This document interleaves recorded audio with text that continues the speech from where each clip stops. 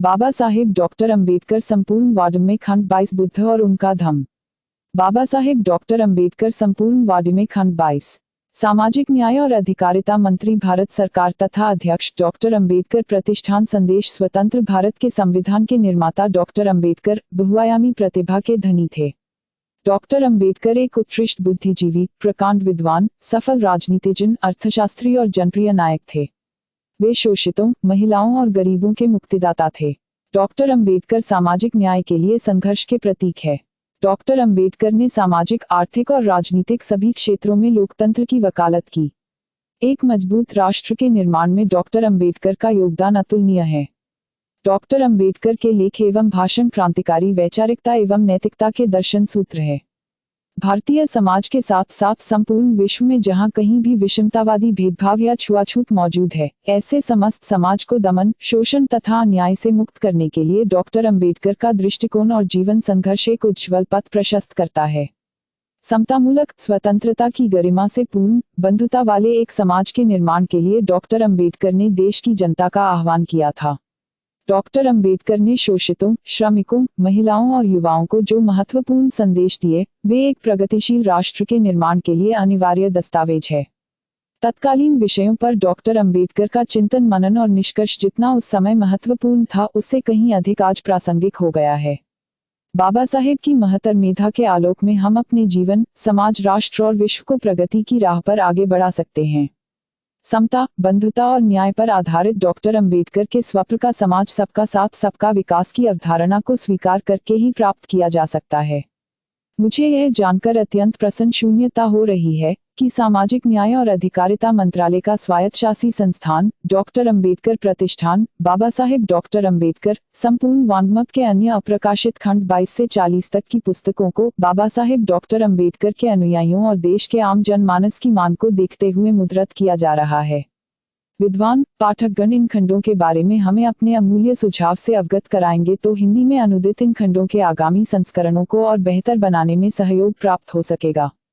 Doctor Thawarchand Gehlot. औकृतन Bharat Ratna Baba Saheb doctor Bhimrao Ambedkar अप्रतिम प्रतिभा के धनी थे। वे सच्चे देशभक्त थे। उन्होंने देश की महान सेवा की। देश को कमजोर बनाने वाली समस्याओं को समझा और उनके कारणों को एक अन्वेषी के रूप में तह तक पहुंचकर जानने का अथक प्रयास किया। समाज में व्याप्त जाति व्यवस्था को वे प्रजातंत्र के लिए घातक मानते थे। वे वर्ण व्यवस्था को जाति व्यवस्था की जननी मानते थे। मनुष्य के साथ अमानवीय व्यवहार करे, उसके साथ छुआछूत बरते, वह मनुष्य सभ्य नहीं कहा जा सकता। वह समाज जो इसकी आज्ञा दे, वह समाज सम्य नहीं कहा जा सकता। आज समाज की कुप्रथा को अवैध करार दे दिया गया है। बाबा साहेब के प्रयासों का ही परिणाम है। बाबा साहेब डॉक्टर भीमराव अंबेडकर के अंग्रेजी में प्रकाशित वाडुय को हिंदी के अतिरिक्त देश की अन्य 8 क्षेत्रीय भाषाओं में अनुदित किया जा रहा है।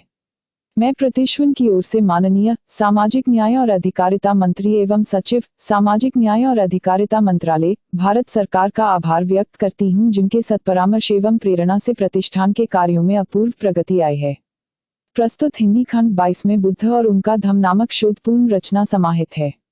मानविकी के अध्येताओं लिए तो आधारभूत सामग्री है ही, साथ ही यह सामग्री समाज निर्माण के सुधी एवं सजग प्रहरियों के लिए चिंतन का आधार बनेगी। पाठकों के बहुमूल्य सुझावों की प्रतीक्षा बनी रहेगी। नई दिल्ली 110 रश्मि चौधरी सदस्य सचिव डॉक्टर अंबेडकर प्रतिष्ठान। प्रकाशकीय महाराष्ट्र सरकार द्वारा अंग्रेजी में प्रकाशित डॉक्टर बाबा साहेब अंबेडकर वाडुय का हिंदी एवं अन्य 8 क्षेत्रीय भाषाओं में डॉक्टर अंबेडकर प्रतिष्ठान सामाजिक न्याय और अधिकारिता मंत्रालय भारत सरकार द्वारा अनुवाद किया गया।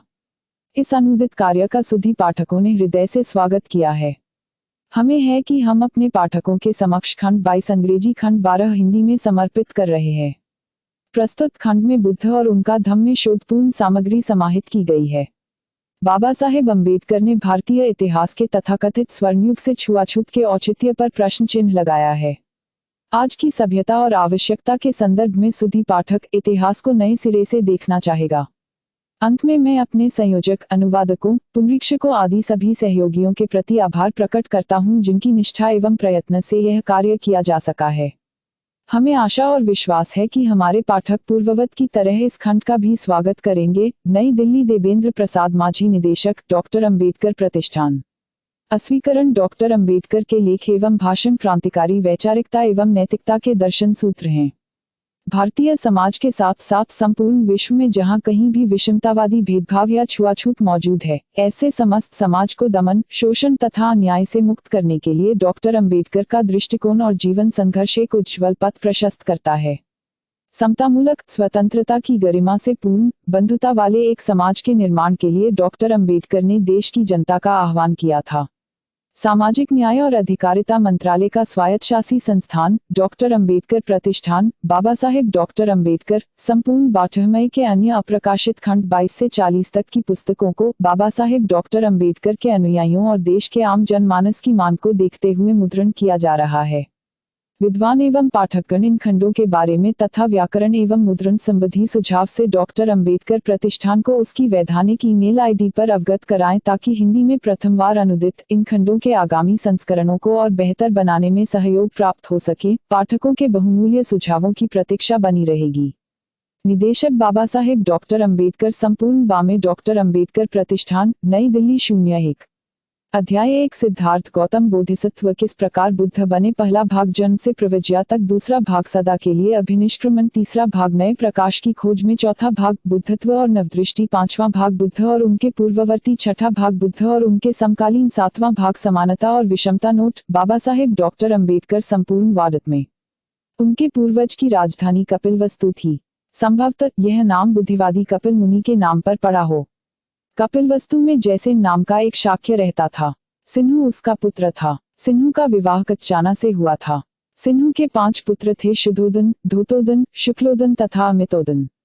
5 पुत्रों के अलावा सिन्हु के अमिता तथा पमिता नाम की 2 पुत्रियां थीं। परिवार का गोत्र आदित्य था। शुद्धोदन का विवाह महामाया से हुआ था। उसके पिता का नाम अज्जन और मां का नाम सुलक्षणा था। अज्ञन एक कोलिया था और वह देवदह नामक गांव का रहने वाला था। शुद्धोदन महान योद्धा, सैन्य बल संपन्न व्यक्ति था। जब शुद्धोदन ने अपनी वीरता का परिचय दिया तो उसे विवाह करने की अनुमति मिल गई और उसने महाप्रजापति को चुना। वह महामाया को बड़ी बहन थी। शुद्धोदन धनी व्यक्ति था। वह अपार भू संपदा का स्वामी था और उसके अधीन बहुत नौकर चाकर थे। ऐसा कहा जाता है कि अपनी भूमि को जोतने के लिए उसे 1000 हल चलवाने पड़ते थे। वह विलासितापूर्ण जीवन बिताता था और उसके कई महल थे। 3. उनका जन्म सिद्धार्थ गौतम का जन्म शुद्धोदन के यहाँ हुआ और उनके जन्म की कथा इस प्रकार है। शाक्यों में एक वार्षिक मध्य ग्रीष्मकालीन महोत्सव आषाढ़ के महीने में मनाने की प्रथा थी। यह महोत्सव संपूर्ण राज्य में सभी शाक्यों और राज परिवार के सदस्यों द्वारा मनाया जाता था। सामान्यतः महोत्सव 7 दिनों तक चलता था। एक बार महामाया ने इस महोत्सव को खूब धूमधाम और भव्यता से, फूलों के साथ लेकिन मादक पेयों के बिना ही मनाने का निश्चय किया।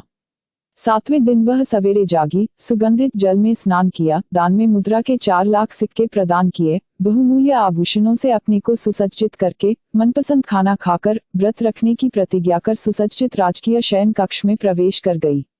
उस रात शुद्धोदन और महामाया संपर्क में आए और महामाया ने गर्भधारण किया। राजकीय शैया पर पड़े पड़े उसे नींद आ गई और उसने एक स्वप्न देखा। स्वप्न में उसने देखा कि संसार के चतुर्दिक महाराजिक देवता उसे सोते हुए चारपाई सहित उठाकर हिमाचल तल प्रदेश पर ले गए हैं और एक विशालकाय शाल वृक्ष के नीचे रखकर एक तरफ खड़े हो गए हैं। तब 4 चतुर्दिक देवताओं की पत्नियां वहां आई और उसे उठाकर मानसरोवर झील ले गई। उन्होंने उसे स्नान कराया, सुंदर वस्त्र पहनाए, सुगंधित लेप किए और फूलों से इस प्रकार सजाया ताकि वह दिव्यात्मा से मिलने योग्य हो सके। तब सुमेध नाम का बोधिसत्व यह कहते हुए उसके समक्ष उपस्थित हुआ, मैंने अपना अंतिम जन्म इस पृथ्वी पर लेने का निश्चय किया है, क्या तुम मेरी मां बनना स्वीकार करोगी? उसने कहा, हाँ, बड़ी खुशी से। ठीक उसी समय महामाया की आंखें खुल गई। दूसरे दिन सुबह महामाया ने अपने स्वप्न के बारे में शुद्धोद को बताया। स्वप्न की व्याख्या करने में असमर्थ शुद्धोद ने 8 ब्राह्मणों को बुलाया जो स्वप्न व्याख्या में विख्यात थे। उनके नाम थे राम, ध्वज, लक्ष्मण, मंती, सुयाम, सुभोग और सुदत्त। शुद्धोदन ने उनके लिए स्वागत की तैयारी की। उसने जमीन पर सुंदर पुष्प बिछवाए और उनके लिए ऊंचे आसन लगवाए। उसने ब्राह्मणों के पात्र सोने और चांदी से भर दिए और उन्हें घी, मधु, शक्कर, उत्तम चावल और दूध से पके पकवान खिलाए। उसने नए वस्त्र और कपिला गाय जैसी अन्य भेंटें भी उन्हें दी।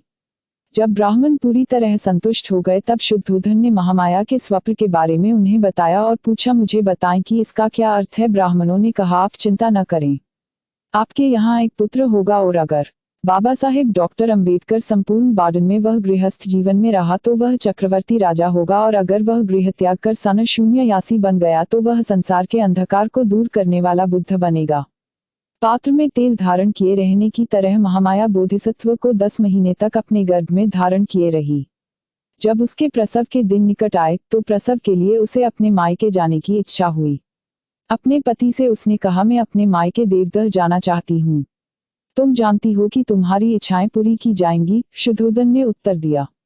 सुनहरी पालकी में बिठाकर अनेक सेवकों के साथ महामाया को उसके मायके भिजवा दिया गया। देवदह जाने के मार्ग में महामाया को शाल व अन्य वृक्षों के एक सुंदर उपवन से गुजरना था, जिनमें कुछ पुष्पित थे कुछ अपुष्पित। यह लुम्बिनी वन के नाम से जाना जाता था। पालकी लुम्बिनी वन से गुजर रही थी। संपूर्ण लुम्बिनी वन किसी दिव्य चित्रलता उपवन या किसी प्रतापी नरेश के लिए सजाया हुआ भोजमंडल जैसा प्रतीत हो रहा था। सभी वृक्ष पूर्णतः फलों और फूलों से लदे थे। वृक्षों पर रंग बिरंगे भंवरे विचित्र आवाजें कर रहे थे और अनेक प्रकार के पक्षी मधुर राग आलाप रहे थे। इस मनोरम दृश्य को देखकर महामाया को वहां थोड़ी देर रुककर मनोविनोद करने की इच्छा उत्पन्न हुई। उसने अपने पालकी वाहकों को उसे शाल उपवन ले जाने तथा वहां प्रतीक्षा करने को कहा। पालकी से उतरकर महामाया एक सुंदर शाल वृक्ष तक पैदल गई। मनमोहक मंद मंद पवन बह रही थी और वृक्षों की शाखाएं ऊपर नीचे हिल रही थी। महामाया की इच्छा उनमें से एक को पकड़ने की हुई।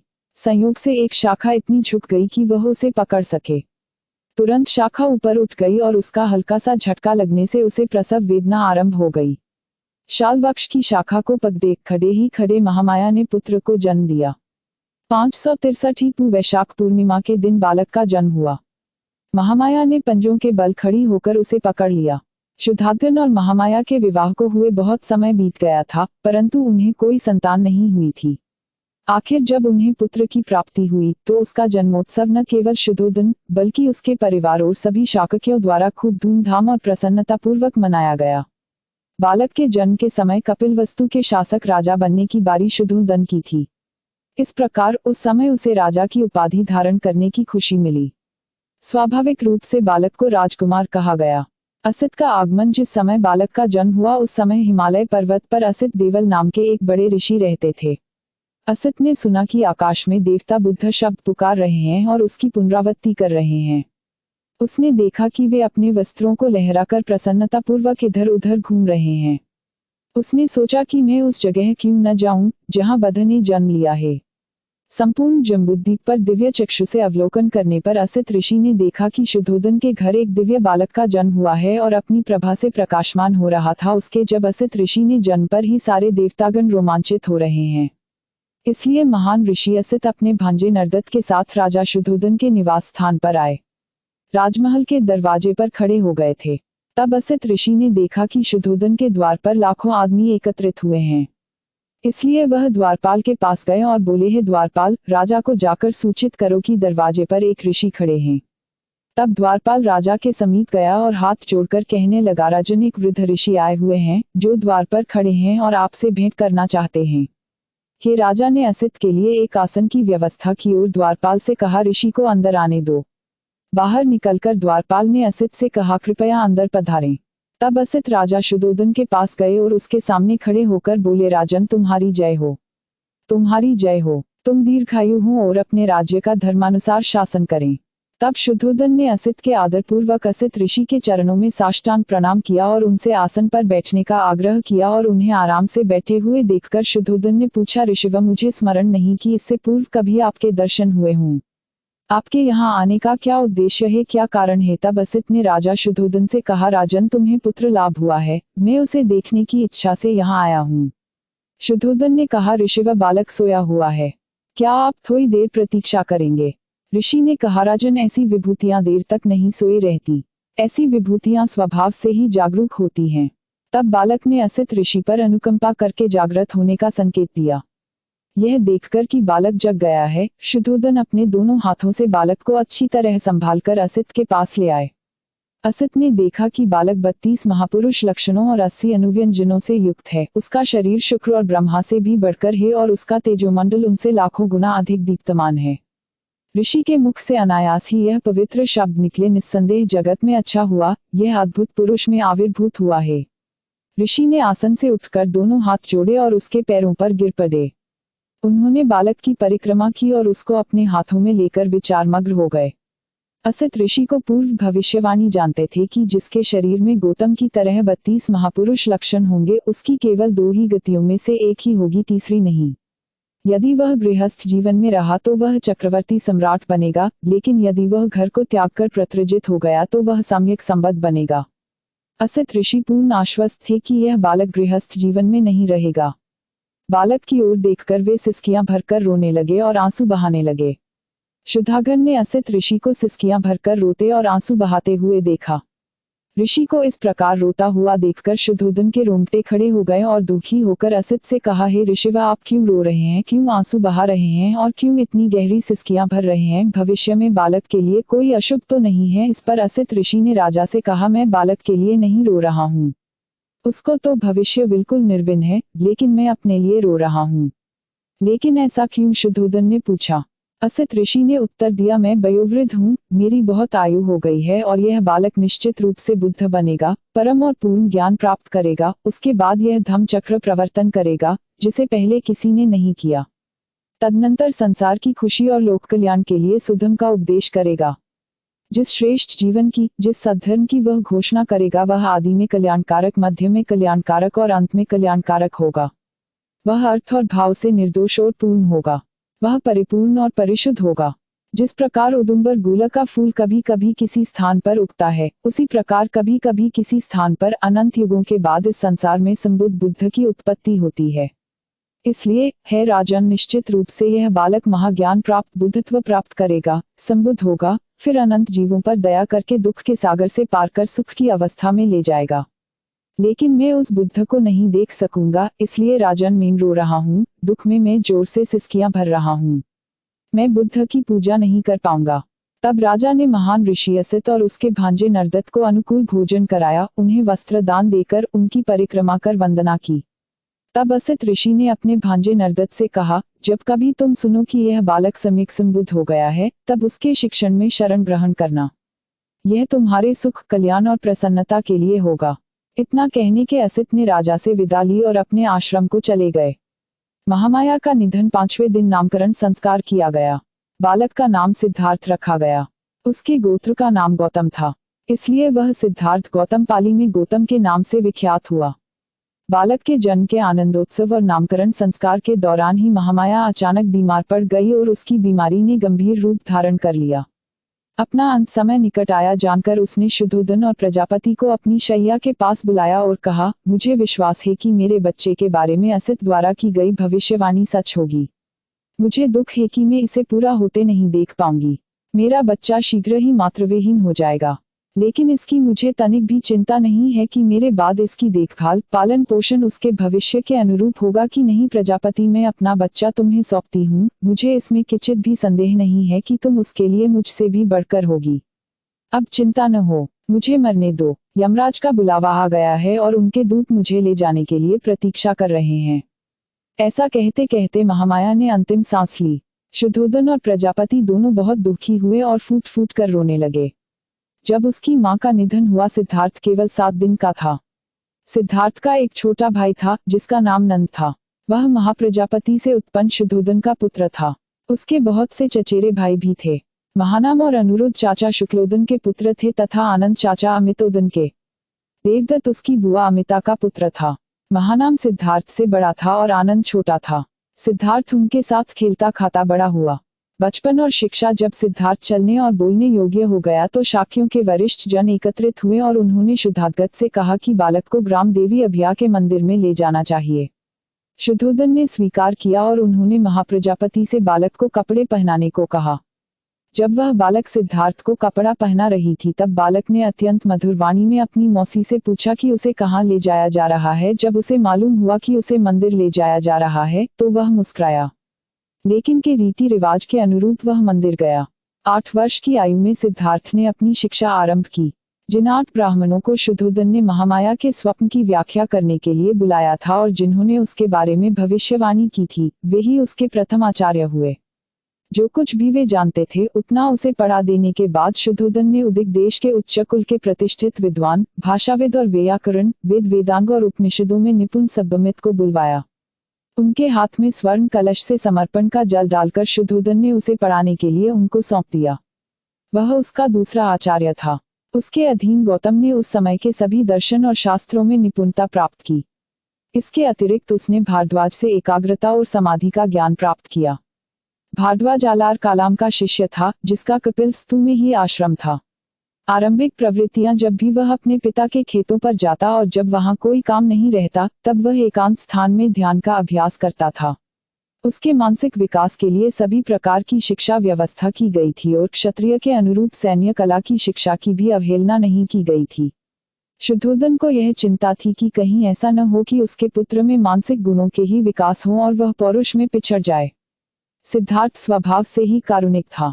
उसे यह पसंद नहीं था कि एक आदमी दूसरे आदमी का शोषण करे। एक बार वह अपने मित्रों के साथ अपने पिता के खेतों में गया और वहां उसने मजदूरों को खेत जोतते, बांध बनाते और वृक्ष काटते हुए देखा। वे तेज धूप में बहुत कम कपड़े पहने ही काम कर रहे थे। उस दृश्य का उसके मन पर बहुत प्रभाव पड़ा और द्रवित हो उठा। उसने अपने मित्रों से कहा कि क्या यह उचित है कि एक आदमी दूसरे आदमी का शोषण करे? यह कैसे सही हो सकता है कि मजदूर मेहनत करे और मालिक उसकी मजदूरी पर ऐश करे? उसके मित्र नहीं जानते थे कि इसका क्या उत्तर दिया जाए, क्योंकि वे जीवन की पुरानी विचार परंपरा में विश्वास रखते थे कि मजदूर का जन्म सेवा करने के लिए होता है और अपने मालिक की सेवा करना ही उसकी नियति है। शाक्य लोग वप्रमंगल नामक एक उत्सव मनाया करते थे, जो खेत बोने के प्रथम दिन मनाया जाने वाला यह एक ग्रामीण उत्सव था। प्रथा के अनुसार उस दिन प्रत्येक शाक्य को अपने हाथों से हल चलाना पड़ता था। सिद्धार्थ हमेशा इस प्रथा का पालन करता था और हल चलाने में अपने आप को व्यस्त रखता था। यद्यपि वह एक विज्ञ पुरुष था, फिर भी शारीरिक श्रम से उसे घृणा नहीं थी। वह योद्धा क्षत्रिय वर्ग से था और उसे धनुष चलाने और शस्त्रों का प्रयोग सिखाया गया था, लेकिन अनावश्यक रूप से किसी प्राणी को कष्ट पहुंचाना उसे अच्छा नहीं लगता था। वह शिकारियों के दल के साथ जाने से इनकार कर देता था।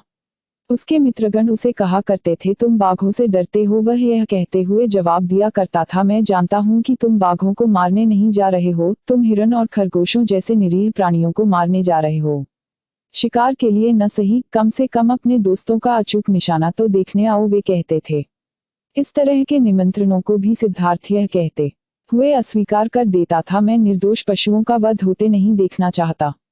सिद्धार्थ की इस प्रवृत्ति से प्रजापति गौतमी बहुत चिंतित हो गई। वह उससे यह कहते हुए तर्क देती, तुम भूल गए हो कि तुम एक क्षत्रिय हो और लड़ना तुम्हारा कर्तव्य है। युद्धकला केवल शिकार से ही सीखी जा सकती है, क्योंकि शिकार से ही तुम सही निशाना लगाना सीख सकते हो। आखेठी योद्धा वर्ग के लिए प्रशिक्षण भूमि है। सिद्धार्थ अक्सर गौतमी से पूछा करता, लेकिन मां क्षत्रिय को क्यों लड़ना चाहिए? और गौतमी उत्तर दिया करती, क्योंकि यह उसका कर्तव्य है। सिद्धार्थ उसके उत्तर से कभी संतुष्ट नहीं होता। वह गौतमी से पूछा करता, अच्छा मां यह बताओ, एक आदमी को जान से मारना दूसरे आदमी का कर्तव्य कैसे हो सकता है? गौतमी तर्क देती, इस तरह की मनोवृत्ति एक सन्यासी के लिए ठीक है, लेकिन क्षत्रियों को अवश्य लड़ना चाहिए। यदि वे लड़ेंगे नहीं तो साम्राज्य की रक्षा कौन करेगा? लेकिन मां, यदि सभी क्षत्रिय एक दूसरे से प्रेम करें तो हिंसा के बिना क्या वे अपने साम्राज्य का संरक्षण नहीं कर सकते? गौतमी को उसे उसके अपने निर्णय पर छोड़ना पड़ता। उसने अपने मित्रों को अपने साथ ध्यान लगाने के लिए प्रेरित करने का प्रयास किया। उसने उन्हें बेचने का सही ढंग सिखाया। उसने उन्हें किसी एक विषय पर चित्त को एकाग्र करना सिखाया। उसने उन्हें ऐसे विचार चुनने का परामर्श दिया जैसे मैं प्रबुद्धित रहूं, मेरे संबंधी प्रमुदित रहें, सभी जीवित प्राणी प्रबुद्धित रहें। लेकिन उसके मित्र उसकी बातों को गंभीरता से नहीं लेते थे। वे उस पर हंसते थे। आंखें बंद करने पर वे ध्यान के विषय पर एकाग्र नहीं हो पाते थे। कोई अपनी आंखों के सामने मारने के लिए हिरण देखते थे या खाने के लिए मिठाइयाँ। उनके माता पिता को उसका ध्यान लगाना अच्छा नहीं लगता था। वे सोचते थे कि यह क्षत्रिय जीवन के एकदम विपरीत है। सिद्धार्थ को विश्वास था कि ठीक विषय वस्तु पर चित्त एकाग्र करने से व्यापक मैत्री भावना का विकास होता है। वह यह कहते हुए अपने को ठहराता था, जब हम जीवित प्राणियों के बारे में सोचते हैं तो हम भेद विभेद करना शुरू कर देते हैं। हम मित्रों को शत्रुओं से अलग कर लेते हैं, हम पालतू जानवरों को मनुष्यों से अलग कर लेते हैं। हम मित्रों और पालतू जानवरों से प्यार करते हैं और शत्रुओं व जंगली जानवरों से घृणा करते हैं। हमें इस विभाजन रेखा की सीमा अवश्य लांघनी चाहिए और ऐसा हम तभी कर सकते हैं जब हम अपने ध्यान में व्यवहारिक जीवन की सीमाओं से ऊपर उठ सकें। ऐसा उसका तक था। अत्यधिक कारुणिक होना बचपन से ही उसकी प्रवृत्ति थी। एक बार वह अपने पिता के खेतों पर गया। विश्राम के समय वृक्ष के नीचे वह प्राकृतिक शांति और सुंदरता का आनंद ले रहा था। जब वह बैठा था, आकाश से एक पक्षी ठीक उसके सामने आ गिरा। पक्षी एक तीर से घायल था जो उसके शरीर में बिंधा हुआ था और जिसके कारण वह पीड़ा से छटपटा रहा था। सिद्धार्थ पक्षी की सहायता के लिए दौड़ा। उसने तीर निकाला, घाव पर पट्टी बांधी और पीने के लिए उसे पानी दिया। उसने पक्षी को उठाया, जहां बैठा था वहां गया, अपनी चादर से पक्षी को लपेट लिया और उसे गर्मी देने के लिए छाती से लगा लिया। सिद्धार्थ को आश्चर्य हो रहा था कि इस निर्दोष पक्षी पर तीर किसने चलाया होगा। शिकार के सभी हथियारों से सुसज्जित उसका फुफेरा भाई देवदत्त वहां जल्दी ही आया। उसने सिद्धार्थ से कहा कि उसने आकाश में उड़ते एक पक्षी को तीर मारा है। पक्षी कुछ दूरी पर उड़ा फिर गिर गया। उसने पूछा, क्या तुमने उसे देखा है? सिद्धार्थ ने हाँ में उत्तर दिया और उसने पक्षी दिखाया जो अब तक पूर्णतः स्वस्थ हो चुका था। देवदत्त ने मांग की कि वह पक्षी उसके हवाले कर दिया जाए। सिद्धार्थ ने इससे इनकार कर दिया। दोनों के बीच तर्क वितर्क और विवाद होने लगा। देवदत्त का तर्क था कि वही पक्षी का मालिक है, क्योंकि शिकार के नियमों के अनुसार जो पक्षी को मारता है उसी का पक्षी पर अधिकार है। सिद्धार्थ ने नियम के आधार को अस्वीकार कर दिया। उसका तर्क था कि जो किसी की रक्षा करता है वही उसका स्वामी हो सकता है। हत्यारा कैसे किसी का स्वामी हो सकता है? दोनों में से एक भी पक्ष झुकने को तैयार नहीं था। मामला फैसले के लिए न्यायालय पहुंचा। न्यायालय द्वारा सिद्धार्थ गौतम के तर्क को न्यायोचित ठहराया गया। देवदत्त तभी से उसका स्थायी शत्रु बन गया। लेकिन सिद्धार्थ की करुणा भावना इतनी अनुपम थी कि उसने अपने फुफेरे भाई से अच्छा संबंध बनाए रखने से ज्यादा एक निर्दोष पक्षी की जान बचाना श्रेयस्कर समझा। सिद्धार्थ गौतम के आरंभिक जीवन के आचरण की कुछ ऐसी ही प्रवृत्तियां थीं। 8 विवाह दंडपाणी नाम का एक शाक्य था। यशोधरा उसकी बेटी थी। वह अपने और शील के लिए प्रसिद्ध थी। यशोधरा 16 वर्ष की हो गई तो दंडपाणी उसके विवाह के बारे में सोचने लगा। प्रथा के अनुसार दंडपाणी ने अपनी बेटी के स्वयंवर में शामिल होने के लिए पड़ोसी देशों के युवाओं के पास निमंत्रण भेजे। सिद्धार्थ गौतम को भी आमंत्रित किया गया। सिद्धार्थ गौतम 16 वर्ष का हो गया था। उसके माता पिता भी उसके विवाह के लिए उतना ही चिंतित थे।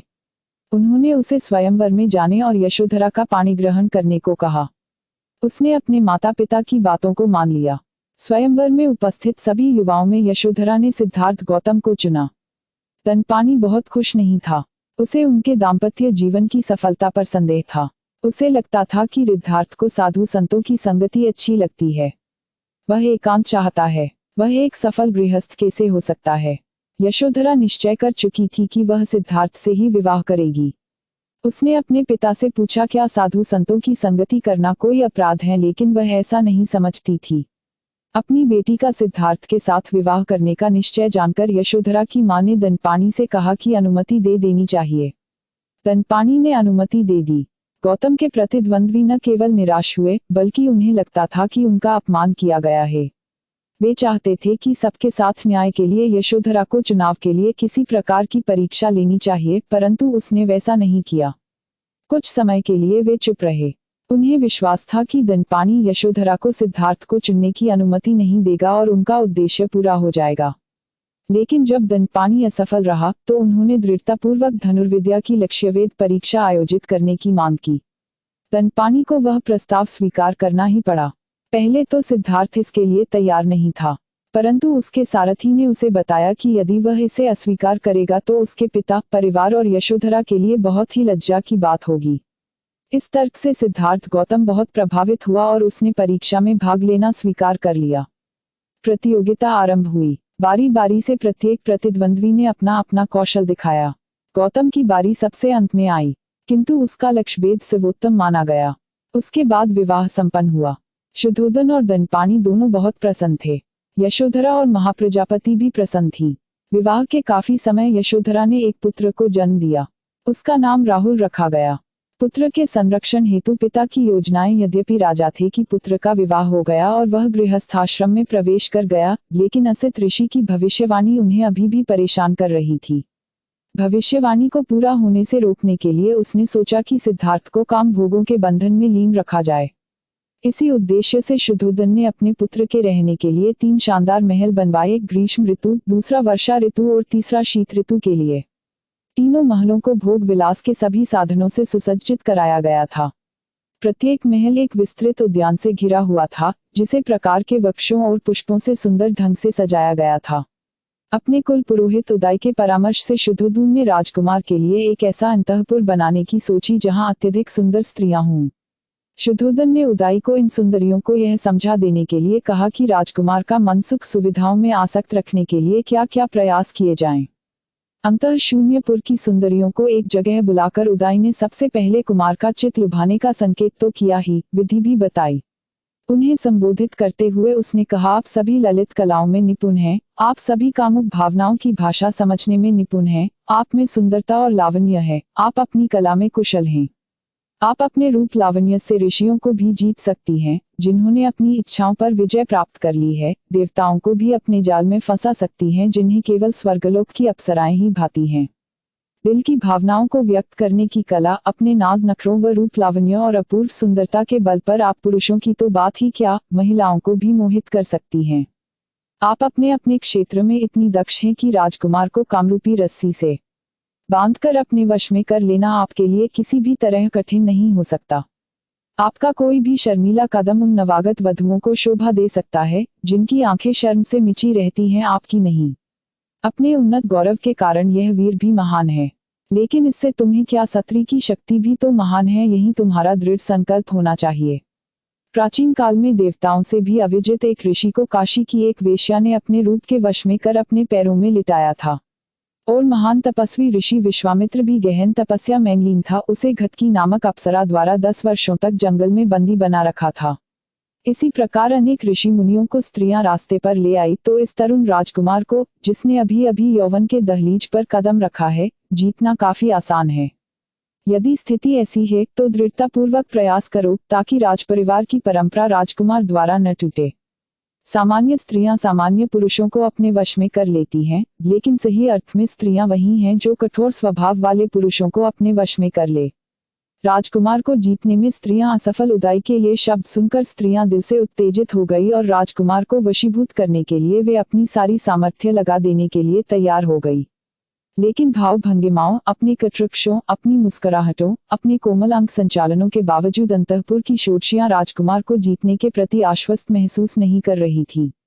लेकिन राजपुरोहित की प्रेरणा के कारण, राजकुमार के कोमल स्वभाव तथा उन्माद और प्रेम के कारण उनमें शीघ्र ही आत्मविश्वास का पुनः में संचालन हो गया। तब स्त्रियां अपने काम में जुट गई और राजकुमार को घेर कर ऐसे चलने लगी, जैसे हिमवत के जंगल में हथिनी समूह के बीच गजराज चलता हो। स्त्रियों के बीच सुंदर उपवन में राजकुमार ठीक वैसे ही सुशोभित हो रहा था, जैसे दिव्य उपवन में सूर्य अप्सराओं के बीच चमकता है। वहां उनमें से कुछ ने कामातिरिक से अपने पुष्ट और कठोर उरोजों को दबाकर उसके मनोभाव को उत्तेजित किया।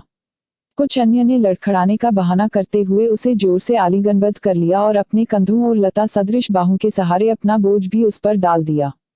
कुछ अन्य ने मादक सुरा की गंध और ताग्रवर्णी लाल होठों वाले मुंह से उसके कान में फुसफुसाया, मेरी रहस्यपूर्ण बात सुनो। कुछ जो इत्र विलेप से भींजी थी, उसके हाथ पकड़कर उत्सुकतापूर्वक उसे आज्ञा देने की मुद्रा में कहा, यहाँ मेरी आराधना करो। एक अपने नीले वस्त्र में नशे से लड़खड़ाने का बहाना कर जानबूझकर अपनी जीभ बाहर निकालकर खड़ी हो गई, जैसे रात में बिजली कौंध रही हो। कुछ सुनहरे घुंघरूओं की आवाज करती हुई अर्धाच्छादित पतले वस्त्र से ढंके शरीर को दिखाती हुई इधर उधर घूम रही थी। कुछ हाथ में आम के पेड़ की शाखा लेकर झुकी हुई थीं और स्वर्ण कलश तुल्य जैसे अपने उरोजों को दिखा रही थीं। कुछ कमल नयनी हाथ में कमल लेकर कमल शैया से आकर कमल देवी पद्मा की तरह कमल मुख राजकुमार के बगल में खड़ी थी। कुछ ने उचित भाव भंगिमाओं के साथ मधुर गीत गाए, ताकि संयत राजकुमार उत्तेजित हो सके। वे अपनी नजरों द्वारा कह रही थी, नरे तुम किस भ्रम में पड़े हो। अन्य ने अपने आयायुक्त मुखमंडल पर पूरी तरह से भूहें तानकर राजकुमार की मुख मुद्रा की नकल, जैसे कि नायक की भूमिका निभा रही हो। एक अन्य, जिनके उरोज सुंदर एवं पूर्ण विकसित थे, जिनके कानों की बालियां हवा में झूम रही थीं, जोर से हंसी जैसे कह रहो हो, और बोली, यदि आप पकड़ सकते हैं तो पकड़ें। जब वह वहां से चलने को हुआ, तो कुछ ने उसे पुष्पहारों द्वारा बांधने की कोशिश की और कुछ ने मधुर किंतु महावत के अंकुश के चुभने के समान शब्दों से प्रहार किया। किसी ने उससे बात करने के लिए आम की शाखा को हाथ में पकड़ उससे फूल लेकर वासना में लिप्त कहा, यह किसका फूल है। किसी ने आदमी की तरह चाल ढाल बनाकर उससे कहा, तुम स्त्री द्वारा जीते जा चुके हो, जाओ अब इस पृथ्वी को जीतो। फिर एक दूसरी आंखें मटकाती हुई नीलकमल को सूंघती हुई अस्पष्ट स्वर में राजकुमार को संबोधित करने लगी। मेरे स्वामी मधु की तरह सुगंध वाले फूलों से आच्छादित इस आम्रकुंज को देखें, जहाँ कोकिल ऐसे गाती है जैसे किसी स्वर्ण पिंजर में कैद हो। स्वामी यहाँ आए, इस अशोक वृक्ष को देखें जो प्रेमियों के विरह को बढ़ाता है, जहाँ मधुकर गंजते हैं जैसे वे आग द्वारा झुलसा दिए गए हों। आइए इस तिलक वृक्ष को देखें जिस पर आग्र शाखाएं लिपटी हुई हैं। जैसे श्वेत वस्त्र में कोई पीत वस्त्र वाली स्त्री किसी श्वेत वस्त्रधारी पुरुष से लिपटी हो, एक ताजा अंगूरी रस की तरह चमकीले पुष्पित कुर्बक वृक्ष को देखें जो इस प्रकार झुका हुआ है जैसे यह स्त्रियों के नाखूनों की लाली द्वारा हुआ हो। आइए नवकलुल से आच्छादित इस अशोक वृक्ष को देखें, वह ऐसे खड़ा है मानो हमारे हाथों की सुंदरता पर लज्जित हो। इस झील को ही देखें जिसके तट पर सिंधवार उगी हुई है, मानो एक सुंदर स्त्री श्वेत वस्त्र में लेटी हुई हो। महिलाओं की राजसी सामर्थ्य शक्ति को देखें, पानी में वह चिकवी आगे आगे जाती है और उसका पति दास की भांति उसका पीछा करता है। आओ और मतवाली कोयल के गीत सुने। दूसरे कोयल बेफिक्र ऐसे गाती हैं जैसे दूसरी उसका अनुकरण कर रहे हों। अच्छा होता यदि सर्वदा अपनी बुद्धिमत्ता का मनन करने वाले चिंतनशील व्यक्ति के विचार को जगह वसंत शून्यता ऋतु में उत्पन्न पक्षियों का भी आप में होता। इस प्रकार इन सभी प्रेमासक्त नवयुवतियों ने राजकुमार को अनेक प्रकार की चालों से अपने वश में करने का प्रयास किया। इतने प्रयासों के बाद भी वह संयतेंद्रिय न तो हुआ और न ही मुस्कुराया। उनकी वास्तविक अवस्था देखकर राजकुमार दृढ़ एवं शांत चित्त से मनन करता रहा। इन स्त्रियों में ऐसी क्या कमी है जो ये अनुभव नहीं कर पाती कि यौवन अस्थिर है। बुढ़ापा उनकी समस्त सुंदरता को क्षय कर देगा। इन चिकनी चुपड़ी बातों का दौर महीनों वर्षों चलता रहा, लेकिन कुछ भी परिणाम नहीं निकला। राजकुमार को प्रधानमंत्री के द्वारा समझना उदाई समझ गया कि युवतियां असफल हो गई हैं और राजकुमार ने उनमें कोई रुचि नहीं दिखाई। नीति में कुशल उदाई ने राजकुमार से स्वयं बात करने का विचार किया। एकांत में उदाई ने राजकुमार से कहा, आपको योग्य मित्र की तरह राजा ने मेरी नियुक्ति की है, इसलिए मैं आपसे प्रिय मित्र के रूप से बातें करना चाहता हूँ। इस प्रकार उदाई ने कहना आरंभ किया, अहितकर काम से बचाना, हितकर काम में लगाना और विपत्ति में साथ न छोड़ना मित्र के यही 3 लक्षण हैं। मित्रता का वचन देकर भी अगर मैं आपको पुरुषार्थ से विमुख होने पर सावधान नहीं कर सका तो मैं अपने मैत्री धर्म से च्युत होता हूँ। ऊपरी मन से भी स्त्रियों से संबंध रखना अच्छा होता है। यह संकोच खत्म करने तथा अपना मनोरंजन करने दोनों में ही लाभदायक है। स्त्री के प्रति आदरपूर्वक व्यवहार करने और उसकी इच्छानुसार कार्य करने से स्त्री का मन जीता जा सकता है। निस्संदेह सद्गुण भी प्रेम के ही कारण होते हैं और स्त्रियां आदर चाहती हैं। हे विशाल नयन वाले राजकुमार, दिल से न चाहते हुए भी उनकी सुंदरता के अनुरूप उन्हें रखने के लिए कुछ शिष्टाचार नहीं दिखा सकते। शिष्टाचार ही स्त्रियों का मरहम है, शिष्टाचार ही उत्तम आभूषण है और शिष्टाचार के बिना सौंदर्य ठीक वैसा ही है जैसे फूलों के बिना उपवन। लेकिन मात्र शिष्टाचार का अकेले कया उपयोग उसे हृदय भावना से सुमेलित होना चाहिए।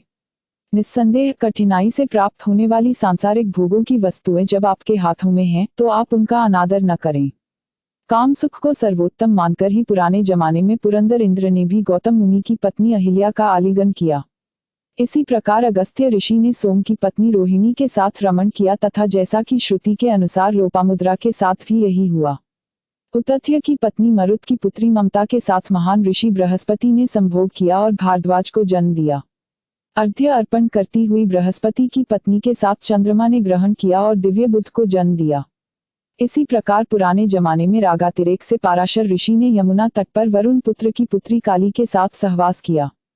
ऋषि वशिष्ठ ने वासना के वशीभूत होकर एक निम्न जाति की तिरस्कृत महिला अक्षमाला के साथ सहवास किया और कपिंगलाद नामक पुत्र को जन्म दिया। और राजर्षि ययात ने अपने यौवन की जीवंतता समाप्त होने के बाद भी केत्ररथ वन में अप्सरा विश्वाकी के साथ मनोविनोद किया। पत्नी के साथ संभोग मृत्यु का कारण होगा यह जानते हुए भी कौरव नरेश पांडु माद्री की सुंदरता और सद्गुणों से प्रभावित होकर प्रेम सुख के वशीभूत होकर सहवास किया। इन जैसे व्यक्तियों ने भी जब काम सुख के लिए इन घृणित इच्छाओं के अनुसार काम किया तो प्रशंसनीय भोग विलास में क्या दोष है। यह सब होने पर भी आप जैसा सुंदर और शक्तिशाली युवक भोग विलास का तिरस्कार करता है, जिस पर आपका अधिकार है और जिसके लिए पूरी दुनिया लालायित रहती है। राजकुमार का प्रधानमंत्री को उत्तर पवित्र परंपरा से समर्थित उचित ही प्रतीत होने वाले इन वचनों को सुनकर मेघ गर्जन की भांति दहाड़कर राजकुमार ने उत्तर दिया, प्रेम भाव प्रकट करने वाला यह अभिभाषण आपके योग्य ही है, लेकिन मैं बताऊंगा कि मुझे समझने में आपने कहाँ गलती की है। मैं सांसारिक विषयों का तिरस्कार नहीं करता, मैं जानता हूँ कि संपूर्ण मानव जगत इसी में लिप्त है। लेकिन यह जानते हुए कि संसार अनित्य है, मैं इनमें कोई सुख नहीं देखता हूँ। यदि स्त्रियों की सुंदरता स्थायी रहे तो भी इच्छाओं के सुखों में आनंद लेना बुद्धिमान व्यक्ति के योग्य नहीं है। और जो आप कहते हैं कि बड़े बड़े व्यक्ति भी विषयों के वशीभूत हुए हैं, तो वे इस विषय में प्रमाण नहीं हैं, क्योंकि वे भी क्षय को प्राप्त हुए हैं। जहाँ क्षय है, जहाँ सांसारिक वस्तुओं में आसक्ति है और जहाँ असंयम है, वहाँ वास्तविक महानता नहीं हो सकती। और जो यह आपका कहना है कि ऊपरी मन से भी स्त्रियों से प्यार करना चाहिए, यह शिष्टाचार के द्वारा किया गया हो, तो भी मुझे यह रुचिकर नहीं है। यदि उसमें सत्यता नहीं है तो स्त्रियों की इच्छाओं के अनुसार अनुपालन भी मुझे अच्छा नहीं लगता।